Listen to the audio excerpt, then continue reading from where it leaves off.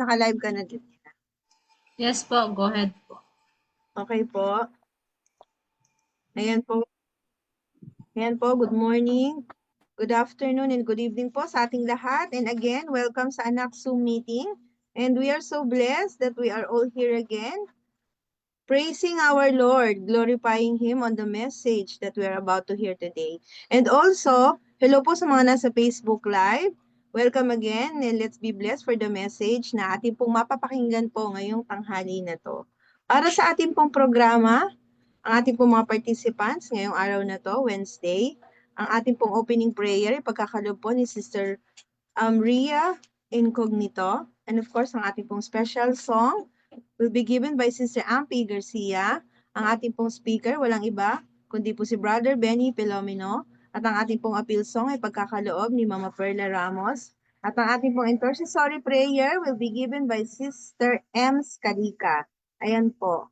At mamaya, after na magsalita ni Kuya Benny, pwede po tayo magtanong at pwede rin po tayo magbigay ng ating po mga reflection na ipapacilitate po ni Ate Neng Pelomino. Ayan po.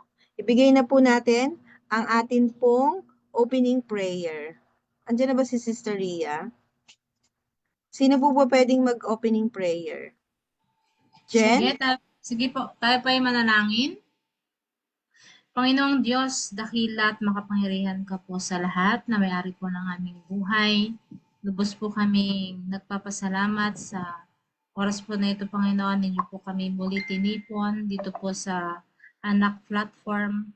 Na, Panginoon, ay humingi po kami ng presensya ng Banal Espiritu. Pangunahan po kami sa amin po patuloy na pag-aaral sa mga oras po na ito. Ganyan, Panginoon, pagkalooban din po na karunong nagmula sa iyo ang aming po tagapagsalita sa katauhan po ni Brother Benny Filomeno at patuloy po siyang pagpalain, Panginoon, sa araw po na ito na kanya pong kaarawan at patuloy na siya po ay gamitin sa inyo pong dakilang gawain sa sanlibutan ito at patuloy, Panginoon, na i-bless ang kanyang buong pamilya. Salamat po, Panginoon, sa pagtugon sa aking panalangin. Kalakip po ninyo po kaming pinatawad sa aming mga pagkukulang, mga pagkakasala. Ito po ay aking hiling at dalangin alang-alang ng lahat sa banal at makapangyarihang pangalan ng aming Panginoong Hesus na tagapagligtas. Amen. Amen. Sister Ampi?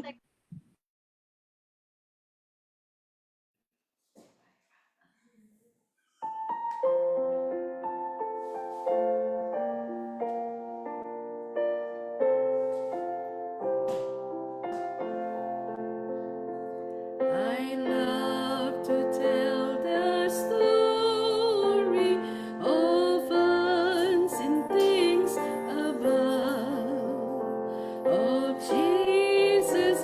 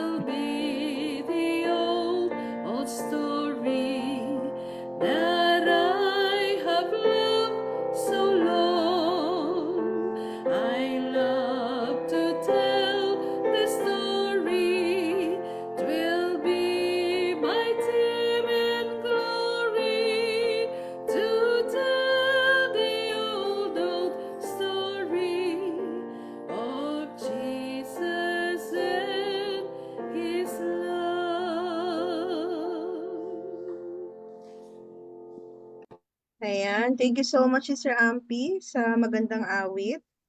At bago ko po ipakilala ang ating pong speaker ngayong tanghali na to, gusto ko muna pong kamustahin ang mga nandito po sa loob ng Zoom. Nandyan po sa aking screen si Nanay Lucy Dungo. Hello po. And of course, si Ate Neng, si Kuya Benny. Nandyan din po si Sister Isa Bogade, si Sister Jenny, si Sister Jammer Tachu, si Ma'am Shinene, si Sister M. Scalica, and of course, si Mama Perla, si Brother Jesse Obrero, at si Sister Nika Abaw. Ayan po. Bago ko po ibigay sa ating pong speaker, ngayong tanghali na to, wait lang po, wala. Ayan. Pwede po ba natin na awitan muna ng isang saglit lang ang ating pong birthday celebrant ngayong tanghali na to? Please open your mic para sa isa pong birthday na kanta. Awitan po natin siya. Ayan po. Okay po. Ayan. Paki-unmute po, mga brothers and sister. Ayan. Andyan din po si Ate Grace Taghagi from Japan. Ayan. Okay. I want everyone to open the camera, para awitan natin ang ating pong mahal na si Kuya Benny. Ayan. Ma'am Shi, open your camera. Ate Connie, Pastor Sariola, kakantahan muna natin si Kuya Benny bago tayo magsimula. Okay, At pwede umpisa naman. na kayo. Ayan. Okay, ayan si Ate Neng. Ayan. Okay, ready. Asan si Sister Ampi? Okay.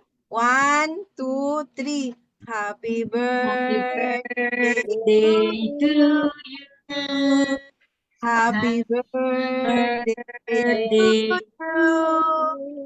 Happy birthday. Happy birthday.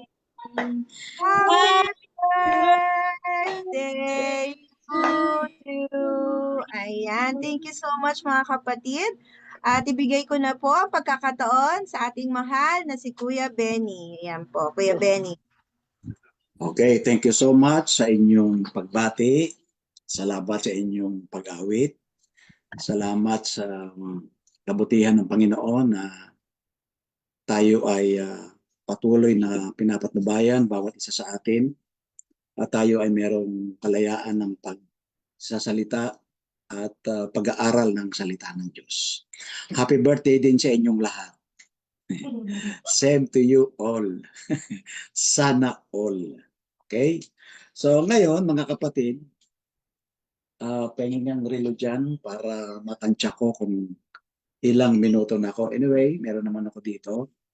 At pagkatapos ay hindi ko pagkakahabaan ang ating pag-aaral, pero alam ko marami kayong inihandang katanungan. This time, na-notice ko na sa bawat pag-zoom natin, mga pagpupulong, mga pag-uusap, pag-aaral, ay ang trending o yung mga usong pinag-uusapan natin ay yung tungkol sa conflict. Tama ba? So, sa kabila niyan mga kapatid, hindi natin pag-uusapan ang tungkol sa mga psychological approach, no?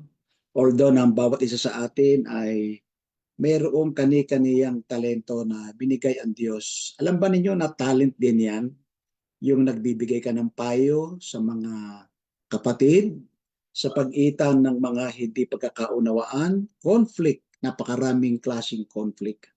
Pero ngayon, na pag-uusapan natin mga kapatid, ayokong mawala ito at sana ito ay lagi nating isaisip at lagi din natin pag-aralan. Ibig sabihin, dapat magiging balanse ang mga subject natin sa ating mga pinapag-aralan.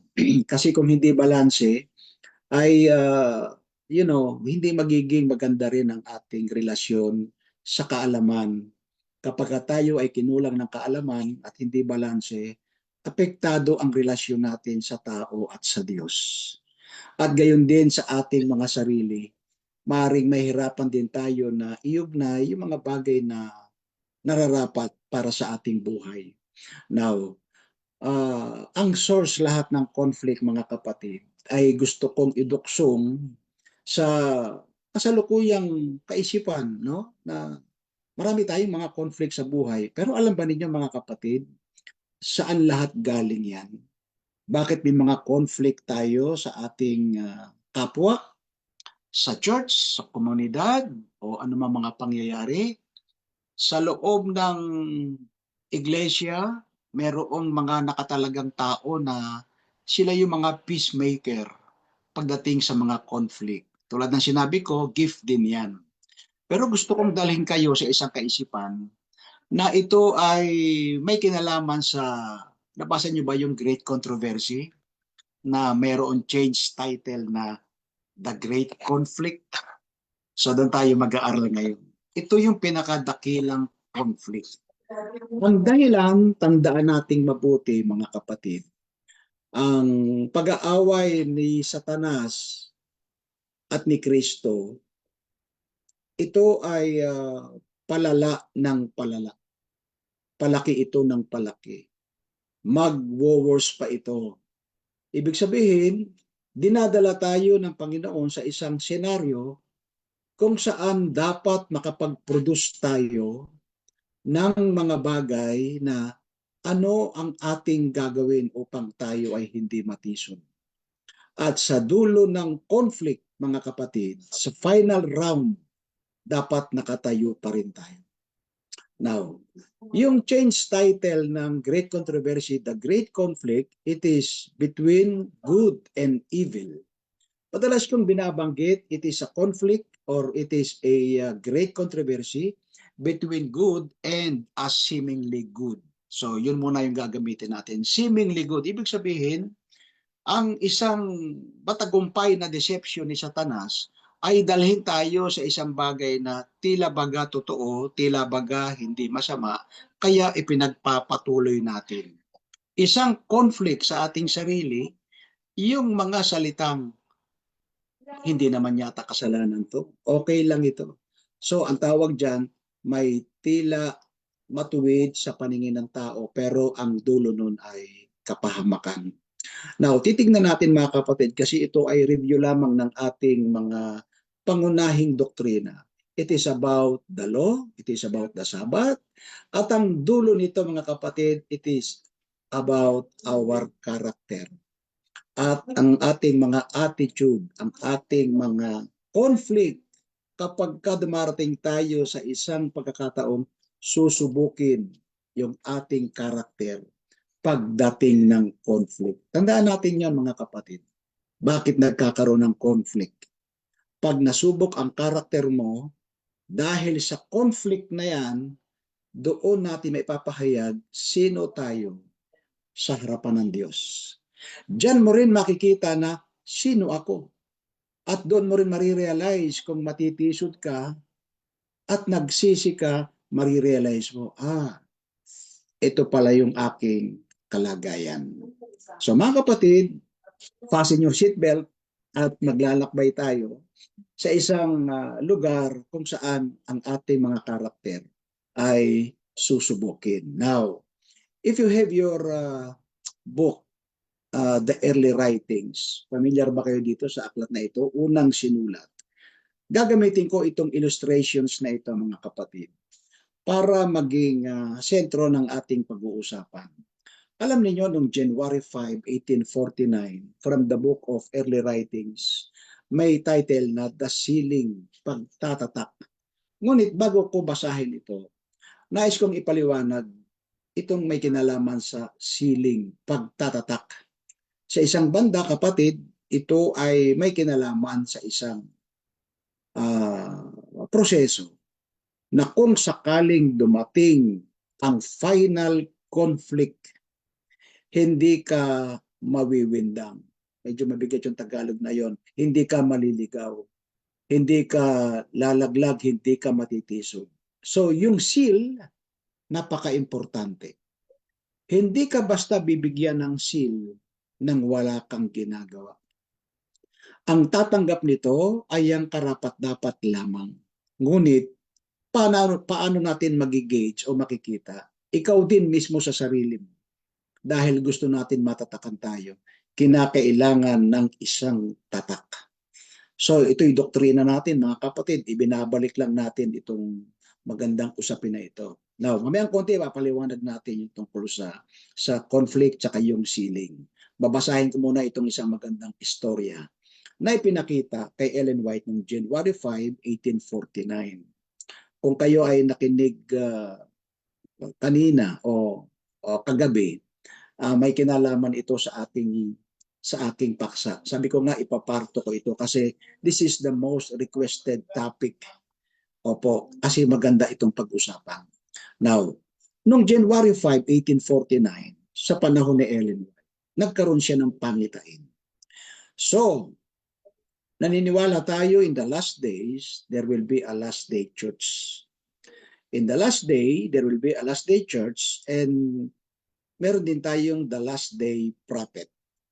Alam natin yan, matibay tayo dyan mga kapatid. Kaya kapag binibigyan nila ng, sabihin natin mga negative na comment yung ating propeta, lalo't alam natin yung katotohanan, hindi tayo papayag. Sasagutin natin yan.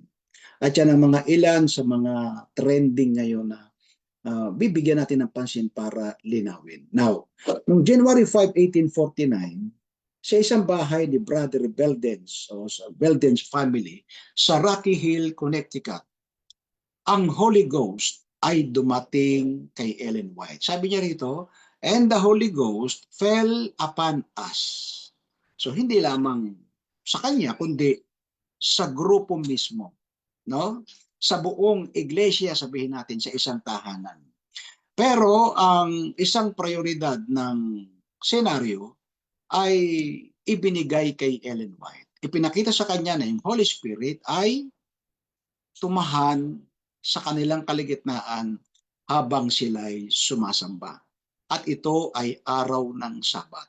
So if you're going to read from the early writings, the title ay The Sealing, sabi rito, at the Commandments of the Holy Sabbath Worship, sabi rito. January 5, 1849, we engage in prayer with Brother Belden's family at Rocky Hill, Connecticut. And the Holy Ghost fell upon us. Now, ganito kapatid. Naranasan ba ninyo sa church na yung Holy Spirit ay tumatahan sa inyong kalagitnaan? Pero subukan mo magkaroon ng mga personal na mga conflict. Do you think ang Holy Spirit tatahan sa gitna ng iglesia? Now, sa isang tahanan, kung may conflict sa loob ng tahanan, sa palagay nyo ba mananahan ang Holy Ghost, ang Holy Spirit, para lalo kayong i-guide sa palakasin ng ating pananampalataya? Kung meron mga conflict, pero tandaan natin mga kapatid, ang Diyos gumagawa yan ng way para ayusin yung mga conflict na yan. Pero ang isang magandang punto ito, sabi rito ni Ellen White, I was taken off in a vision. Wow, ganda nito ha. I was taken off in a vision to the most holy place. Pansinin po ninyo ito. Kaya ito dapat, alam nyo, pag binabasa nyo ito, itong mga ganitong kasaysayan, bihira natin itong madinig sa pulpit eh. Pero si Ellen White may payo siya eh.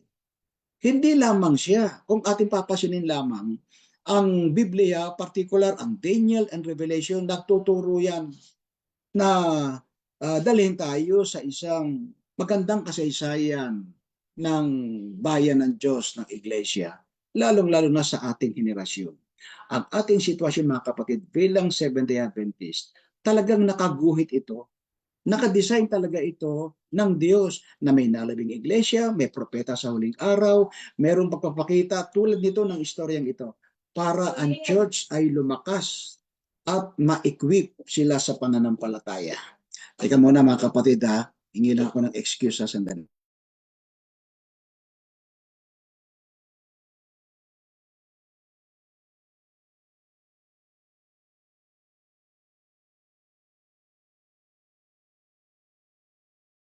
Okay, tuloy tayo. Nadidistract kasi ako sa audience sa likod, kaya sinara ko po yung pintuan. Okay, tuloy tayo.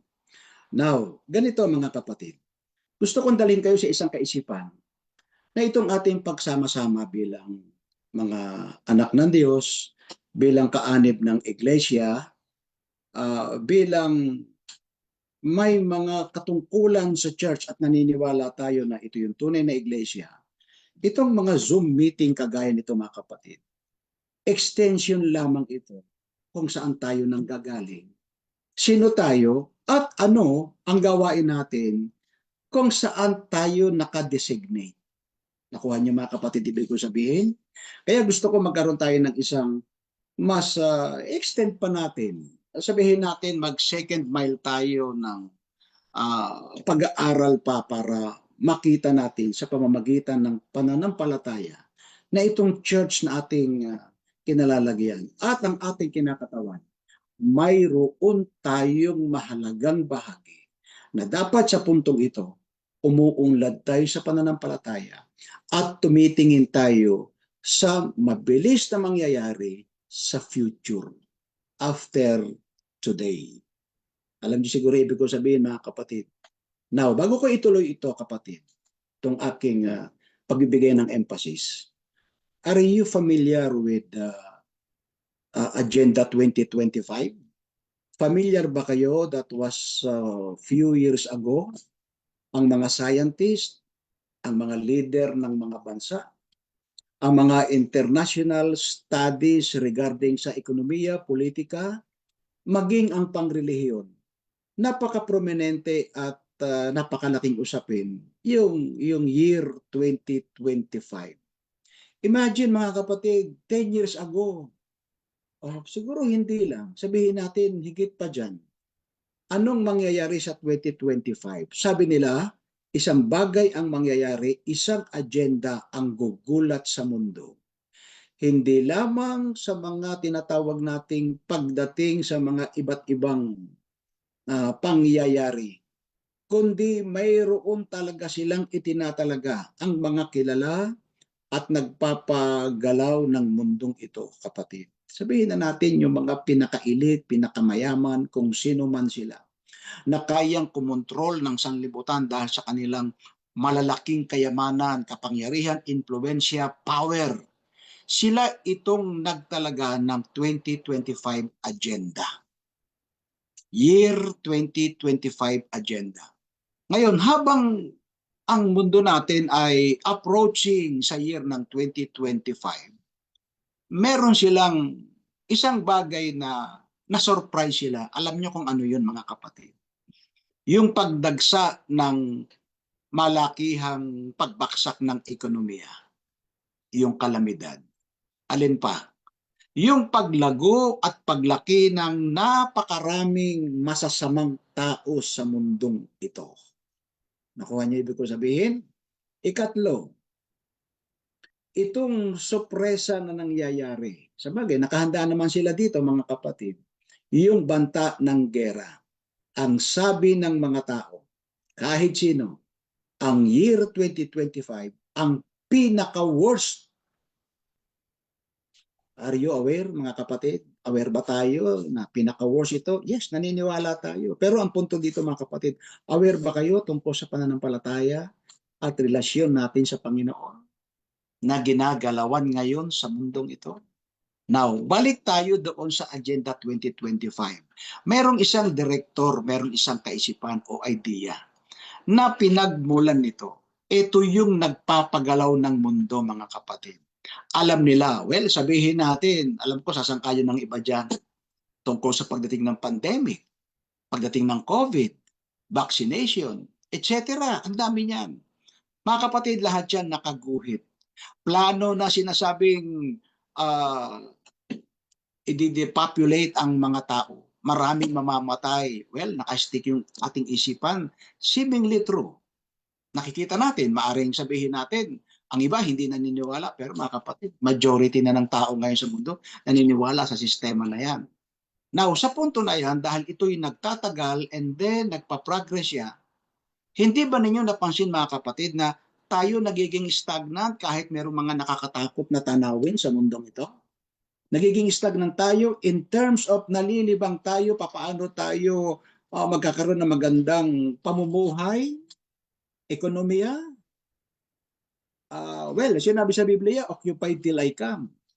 Pero mga kapatid, sa dami ng mga entertainment ngayon, sa dami ng mapagbibisihan ngayon, baka nalilimutan natin na nababawasan ng ating timbang ng ating spiritual, na baka pagdating sa isang timbangan, you are found nothing.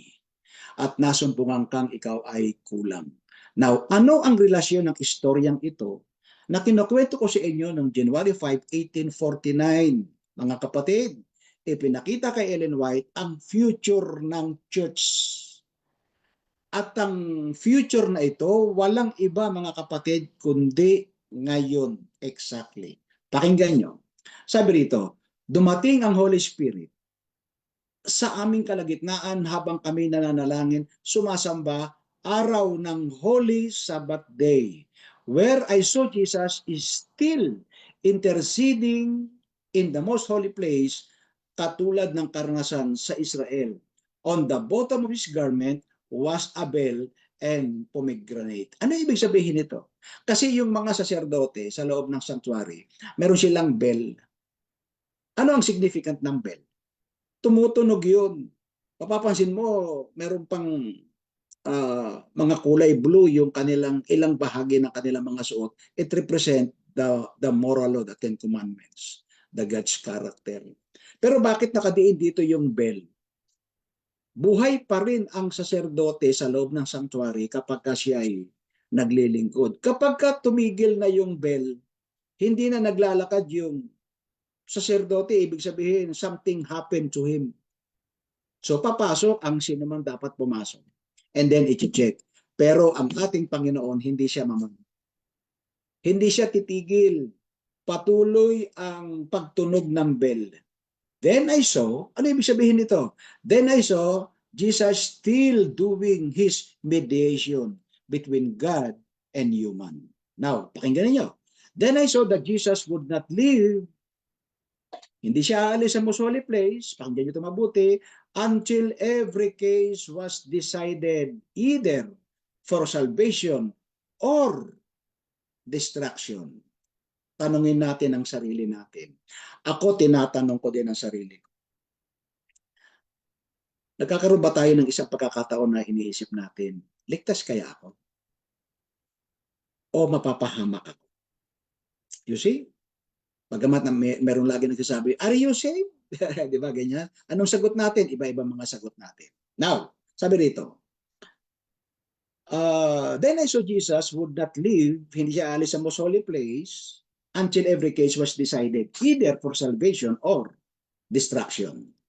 And then, sabi rito, and that the wrath of God, ang galit ng Diyos, could not come until Jesus had finished his work in the most holy place. Hindi pa tapos ang gawain ni Kristo. Mga kapatid, may time element ang ibig sabihin. Bukas pa ba ang most holy place? Bukas pa ba ang pintuan ng awa? Pwede. At maaari. At oo. Pero mga kapatid, alam naman natin, minsan ang tao, siya na rin ang nagsasara ng pintuan ng awa sa kanya. Depende sa kanyang karanasan. In the most holy place, laid off his priestly attire and clothed with himself with the garments of vengeance. Then Jesus will step out from between the Father and man, and God will keep silence no longer. Now, pakinggan niyo ito mga kapatid. Ibig sabihin, ipinakita kay Ellen White, in the last days, ito na yun. Palabas na si Jesus sa most holy place. Magsasara na ang pintuan ng awa. At ang sabi rito, si Jesus ay hahakbang palabas. At bago siya humakbang palabas, mga kapatid, ito ang panahon ng pagsisiyasat ng ating mga sarili. Now, tingnan natin. But pour out his wrath on those who have rejected his truth. Kapag kumapal na ng kumapal ang kasalanan sa mundo, you listen to this mga kapatid. Kapag kumapal na ng kumapal ang kasalanan sa mundo at pasama ng pasama, habang sila'y dumadami, habang sila'y lumalaki, at sila'y sabihin natin universal na, pero paliit ng paliit ang kakaunting nagtatapat. You listen to this, mga kapatid. Tandaan natin, si Kristo ay lalabas na sa most holy place. Now, tanong, mga kapatid, ito na ba yung nakikita niyong tanawin ngayon? Ang palatandaan na si Jesus ay palabas na sa most holy place, pakonti ng pakonti ang mga banal at ang mababait. Pakonti ng pakonti ang matutuwid at yung tumatayo sa katotohanan sa mga doktrina ng Biblia na daladala ng tatlong sinugong anghel na nasa remnant church na siyang Seventh-day Adventist, at palaki ng palaki at padami naman ng padami ang mga masasama. Hindi halata sapagkat ang mga masasamang ito, ang karamihan din sa kanila, hindi mukhang masama. Nakuha niyo mga kapatid, ibig kong sabihin, kaya nakakapandaya. Yung masasama, hindi mukhang masasama. May nababasa akong isang article. The good people are not good people. Okay, di ba? So, analyze natin. Ang bait ko sa tao. Ang bait ko rin sa sarili ko. Bangong-bango na ako. Pero tika muna. Dumaan ba to sa krus? Dumaan ba ito sa isang pagsisiyasat? Approve ba ng Diyos? Mga kapatid, basta tandaan natin, ang Laodicean Church, maganda siyang tignan. Relihiyoso, banal, successful sa kanyang mga layunin, mga adhikain. But kapag sinubok, kapatid, lalong-lalo na bago lumabas si Kristo sa most holy place, makikita at mahayag kung nasaan ka, salvation or destruction. Now, panghuling bahagi, then mamaya tanungan na tayo. Punta tayo sa last day event. In summary, kapatid, chapter 15 ng last day event compilation na sulat ni Ellen White. Kagabi tinalakay ko ito. Pero nais kong i-extend sa ating kalagitnaan. Ang sabi rito, pakinggan nyo ha, last day event 215, paragraph 3, ang sabi rito, as we near the close of demarcation between the children of light and the children of darkness, will more and more decided. Mag-decide na tayo mga kapatid. Saan tayo? Parang madaling sabihin, ako, pasik naman ako sa church, may katungkulan ako, masaya kami nag-leading ko. Pero tika muna, hindi yan ang sukatan mga kapatid. Ito makikita natin. As we near the close of time, that is the close of probation, demarcation between the children of light and the children of darkness will be more and more decided. They will be more and more variance. Kapag nagbabasa ka ng Biblia, nagbabasa ka ng Spirit of Prophecy, alam mo ang mga katotohanan, kapatid, magkakaroon ng variations sa tingin mo.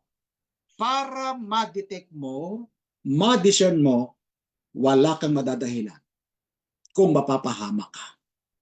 Pero kung may dumating na isang bagong theory, bagong doktrina, bagong filosofiya lang pala, bagong turo, kala mo okay lang. Kapag hindi ka grounded sa pananampalataya mo, mawiwindang ka, madadaya ka. Mga kapatid, yan yung ating concern ngayon. Now, this difference is expressed in the words of Christ. Anong salita ito? Born again. Yan sabi ni Ellen White. You must be born again. Created a new life in Christ to the world and alive. These are the walls of separation that divide the heavenly from the earthly and describe the difference between those who belong to the world and to those belong who are chosen out of it, who are elect, precious in the sight of God. Now, ganito ngayon. Dinadala ngayon tayo sa isang tanawin. How do you define the world? In the world, sabi ni Ellen White, in the world, sa sanlibutan, mayroon at maraming Kristiyanong sanlibutan. Iba yung Kristiyanong makasanlibutan, iba yung Kristiyanong sanlibutan, yung maraming relihiyoso, masipag sa kanilang pagsamba, etc. Sino-sino yan? Mabanggit ko lang. Historically, kapatid, sa ating mga doktrina, ito yung Roman Catholic Church Christian, Protestant Christians, Abrahamic religion. Pag sinabing Abrahamic religion, kasamang Kristiyano, Judaismo, Hinduismo, Islam, etc.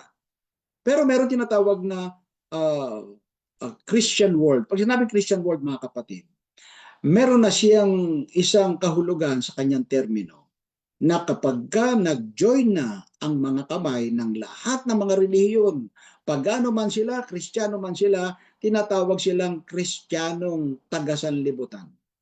Na pag-iisahin nila ang isang paniniwalang sistema sa isang salitang banner ng tinatawag nating the false revival, the false Christ. Kapag tinignan mo siya, ang ganda niyang tignan, ang ganda niya ng larawan. May influence, may pera, elite, control ang mundo, pero tinatakpan, all those are sugar-coated only. True emotions lang. Pero kapatid, kapag ni-rumble yan, nagkaroon na shaking time, makikita mo yung remnant church, yung Seventh-day Adventist, mga kapatid, kakarampot lang ang matitira. Pag mayroong natira doon sa kakarampot, after general shaking, kapatid, ang kalagitnaan ng ating pananampalataya, ibig sabihin sa kalagitnaan ng pananampalatayang Adventista, liligligin pa ito hanggang sa may matira na nakatayo sa panahon ng final crisis. Medyo malawak itong aking binanggit, pero kayo na ang bahala mag-isip kung papaano ito mangyayari sapagkat tayo naman ay naturuan ito. Now, pakinggan ninyo sa huling bahagi ng ating pag-aaral. Babasahin ko ang Malakias 3:17 in relation sa testimonies for the church, for testimonies for the ministers and gospel worker, page 234. Pero naka-confine ito sa last day event, page 215, paragraph 4. Pakinggan ninyo. Those who have been members of the same family are separated. Nakuha ninyo, kapatid? Hindi ko mo tayo, magkakasama tayo bilang mga Adventist. Mayroon tinatawag na separation pero sama-sama pa rin tayo. Iba pa rin yung separated na umalis talaga sa pananampalatayang Adventista pagkatapos tinutulog sa yung ating doktrina. Pero ang mapanganib, mga kapatid, sama-sama tayo pero naandyan yung isang personalidad o wag naman mangyari sa ating kalagitnaan na magdudulot ng conflict. Iba't ibang conflict na yan. Kasi masasaktan na yung church, masasaktan kasi iba na yung dating, iba na yung turo, iba na rin ang attitude. Pakinggan nyo ito. Malakias 3:17, ito ang nakasulat. Those who have been members of the same family are separated. A mark is placed upon the righteous. Hindi natin pwedeng sabihin na, tama ka kaya o hindi. Hindi. Pagka ikaw mismo nasa Panginoon at nag-aaral ka ng salita ng Diyos, hindi ka na mahihirapan. Alam mo na kagad kung alin yung tama, kung alin yung mali. Kung alin yung synthetic, kung alin yung leather. Malalaman mo talaga yan, mga kapatid. They shall be mine, sabi rito, mga righteous. They shall be mine, saith the Lord of hosts. In that day when I make up my jewels, pansinin yung salitang jewels. Pag sinabing jewels, tinitreasure ng Diyos yan. Are you a jewels? Mga jewels ba tayo? Are you precious sa paningin ng mga tao? Yan ang tanong, mga kapatid. Are you jewels? And I will spare them as a man spareth his own son that serve him. So may ginagawa tayo, naglilingkod tayo. Sabi rito sa comment ni Ellen White, those who have been obedient to God's commandment. Wow, mga kapatid, ang ganda nito. Pinagtatanggol natin ang utos ng Diyos kasi maraming nag-o-oppose dito. Kahit sa ating kalagitnaan, ino-oppose nila ito. Pero pinagtatanggol natin yung 10 commandments, yung utos ng Diyos dapat sundin. Pero ang tanong, nakasusunod ba talaga tayo sa ilalim ng biyaya ng Panginoon? Na-experience ba natin ang masarap ng pagsunod sa utos ng Diyos? Kagaya sinasabi ni Haring David, Panginoon, kinalulugdan kong sundin ang iyong kautusan. Oo, ang iyong kautusan nasa loob ng aking puso. Masaya ka ba na sumusunod? Hindi lang yung sa gusto mo. Maraming klaseng kautusan na ikaw ay pinasasaya ng banal na espiritu. Itutuloy ko yung basa. Ang sabi rito, they will unite with the company of the saints in light, sa liwanag. They shall enter and through the gates into the city and have the right to the tree of life. Yung puno ng kahoy ng buhay, may karapatan kang kakain ng bungang ito. Sabi pa rito, the one shall be taken. His name shall stand in the book of life, while those with whom he associated shall have the mark of eternal separation from God. Mga kapatid, sa puntong ito, kagaya ng tinalakay natin noong nakaraan, sa last generation, meron talagang mga anak ng Diyos. At ibinibilang tayo dyan na makakasunod sa utos ng Diyos kasama ang Sabat na siyang pangunahin at larawan ng tunay na tatak ng Diyos sa tao. O nga naman, Sabbath commandment, Sabbath keeping is the center of the Decalogue. And that is the center of the Ten Commandments, the center of the moral. Bakit? Kasi Christ and the Ten Commandments has the same meaning. Si Kristo at ang 10 utos, isa lang siya. 7:12 ng aklat ng Romans, ang utos ng Diyos ay matuwid, mabuti at banal. Sunod na tanong, kung yan ang karakter ni Kristo at ng Diyos, nakikita ba sa atin na tayo ay banal, matuwid at mabuti? Mga kapatid, nakatingin tayo kay Kristo, lalakad tayong kasama niya at tayo ay lalakad na kasama ni Jesus. Ang ibig sabihin, sumusunod tayo sa liwanag, maligaya tayong sumusunod sa mga kautusan ng Diyos. Sa huling bahagi, pinakahuli, magbibigay ako ng illustration. The old illustrations ever heard ng maraming mga kabataan ngayon at yung mga mananampalatayang Kristiyano. Siguro napakinggan nyo na ito. Very, very common na illustrations. Pero ikukwento ko sa inyo. Naalala nyo ba mga kapatid? Napakinggan ko ito, that was year 1970s. Tagal na mga kapatid. Bata pa ako. Bata pa ako. Pero ngayon, matanda na ako. Hindi ko siya nalilimutan kasi napakaganda niya. Itong illustration na ito mga kapatid, may kinalaman sa ating mga desisyon. At kung papaano tayo gagawa at gagalaw sa harapan ng ating Panginoon na may kinalaman sa pagkaalam tungkol sa ating kaligtasan mula sa salita ng Diyos. May isang matanda, kilalang kilala siya na pinakamatalino sa kanilang bayan. Isang araw, may isang binata na nagmamalaki sa kanyang sarili. Ang sabi niya, sino ang taong pinakamatalino sa lugar na ito? Aking hahamunin at aking pagpapakitaan ng aking karunungan at ipakikita ko sa kanya na mas magaling ako sa matandang yan. So sabi ng mga tao, sige, accept the challenge. So nagpunta na yung binata na matalino at hinarap yung matandang matalino. Sabi niya, lolo o tatang o tatay, balita ko po ikaw ang pinakamatalino sa lugar na ito. Pero susubukin ko ang talino mo kung lulusot ka sa talino ko. O sige bata, sabi nung matanda. Alam mo ginawa nung binata? Kumuha siya ng ibon. Ibong maya. Sabi niya, siguradong talo ang matanda dito sa aking gagawin. Itatanong niya sa matanda kung ang ibong hawak niya ay buhay o patay. Kaya ginawa niya, kumuha siya ng ibon na buhay. Pag sinabi ng matanda na ang ibon mo ay patay, pakakawalan niyang ibon. Ibig sabihin, mas matalino yung binata. Pag sinabi naman ng matanda na buhay ang ibon, kikitilin sa kanyang kamay ang ibon at sasabihin, patay ang ibon. Talo ka, tatang. Maganda nga namang strategy yun. Ngunit nang itanong na ng binata, daw sa matanda ang isang hamon. Sabi niya, tatang, kung talaga matalino ka, hulaan mo ang ibon na hawak ko. Patay o buhay. Kasi kung magkami siya sa debate, hinihingi yung sagot na oo sa hindi. Bakit ka pupunta doon sa oo at hindi? Subukan mo, ika. Kung ang ibong ito ay patay o buhay, tatang, hulaan mo kung ang ibong ito sa aking kamay, patay o buhay. Alam mo, sabi ng matanda, sabi niya, bata, ang buhay ng ibon ay nakasalalay sa iyong mga kamay. Mga kapatid, siguro naintindihan ninyo yung ibig natin sabihin. Gusto niyo maligtas? Nakasulat ba ang inyong pangalan sa aklat ng buhay? Ang ating bang karakter ay hindi partial obedience, kundi full obedience through grace. Tayo ba'y nabubuhay sa katotohanan? Mga kapatid, ano ang choice mo sa panahon ngayon? Samantalang si Kristo, sabi ni Ellen White, malapit nang mag-step out from the most holy place, nasaan na tayo ngayon? Ang kasagutan mga kapatid, nasa ating mga kamay ang ating pagpapasya. Pagpalain ng Diyos ang ating pinag-aralan. Sana'y maging guide natin ito at paalaala sa ating buhay, lalong-lalo na sa panahon ngayon. Pagpalain tayo ng Diyos sa ating napakinggan. Amen. Amen. Thank you so much, Kuya Benny.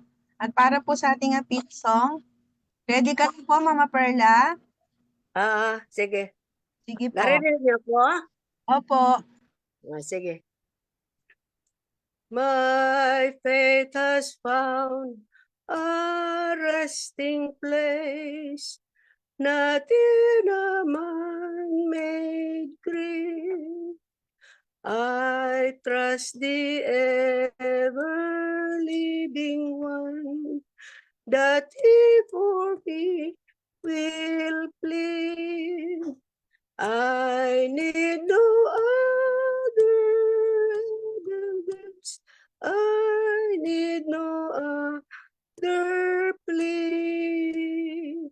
It is enough that Jesus died and rose again for me. Enough for me that Jesus saves. This is my fear and doubt. A sinful soul, I come to him. He will not cast me out. I need no other evidence. I need no other plea. It is enough that Jesus died and rose again for me. My soul is resting on the word, the living word of God. Salvation in my Savior's name, salvation through his blood. I need no other evidence.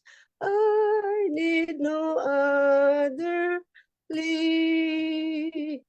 It is enough that Jesus died and rose again for me. The great physician heals the sick, the lost it came to save. For me his precious blood is shed, for me his life he gave. I need no other evidence. I need no other plea. It is enough that Jesus died and rose again for me. Salamat po. Amen. Thank you so much, Mama Perla. Kuya Benny, sa closing prayer mo. Yes, tayo manalangin. Diyos na mapagpala, salamat po sa iyong presensya. Muli kayong nangusap sa amin at kami ay sa inyo sa magitan ng mga panalangin at pagtitiwala. Salamat po sa mga palaala sa bawat isa sa amin na kami humihingi ng kapangyarihan ng Banal na Espiritu na kami makatatayo. Hindi lamang sa panahon ngayon kundi sa final crisis ng aming mga karakter ay mahubog kagaya ng aming Panginoon. Ilayo kami sa mga kaisipan at gawa ng sanlibutan. Maging matatag kami sa anumang pagsubok na maring darating sa amin. Palakasin kami ng Holy Spirit of the latter rain upang kami maging handa sa malapit ng pagdating na Jesus. Sa pangalan po ni Jesus. Amen. Amen. Amen. Amen.